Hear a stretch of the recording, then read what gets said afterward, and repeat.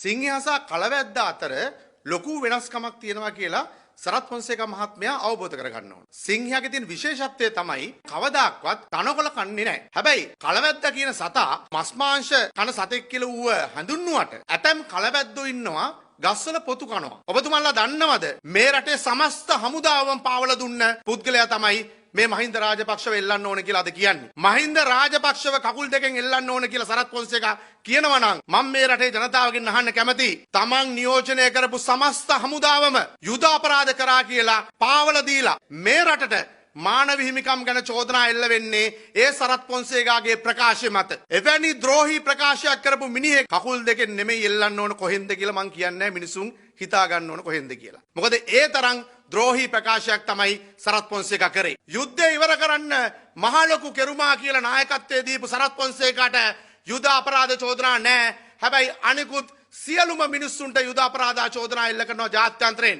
මොකද්ද මේක රහස? මම කියන්නම් රහස. ඒ රහස තමයි අදටත් 31 41 51 කියන එක්සත් ජාතීන්ගේ මානව හිමිකම් කොමිසම විසින් ලංකාවට විරුද්ධව ගෙනෙන ඒ චෝදනාවල ප්‍රමුඛත්වය ගන්නේ සරත් ෆොන්සේකා කරපු ප්‍රකාශය. එනම් සුදු කොඩි ඔස්සන් ආපු මිනිස්සුන්ට අපි අහිංසකයන්ට වෙඩි තිබ්බා වගේ යුද අපරාධ කරා කියලා මේ රටේ සමස්ත හමුදාව පාවා දීපු නිසා තමයි සරත් ෆොන්සේකට කිසිම යුරෝපයේ රටකින් යුද අපරාධ චෝදනා ට්‍රැවල් බෑන් කිසිම දෙයක් නැත්තේ. එහෙමනම් මේ මහින්ද රාජපක්ෂ කකුල් දෙකෙන් එල්ලන්න ඕන කියන මේ මිනිස්සුව එල්ලන්න ඕන කොහෙන්ද කියන්නේ ජනතාව තීරණය කරන්න. මහින්ද රාජපක්ෂ සේනාධිනායකයා දා කිව්වනම් සරත් ෆොන්සේකා වහාම අකුලගෙන එන්න කියලා කොළඹට ඔබට අකුලගෙන එන්න සිද්ධ වෙනවා.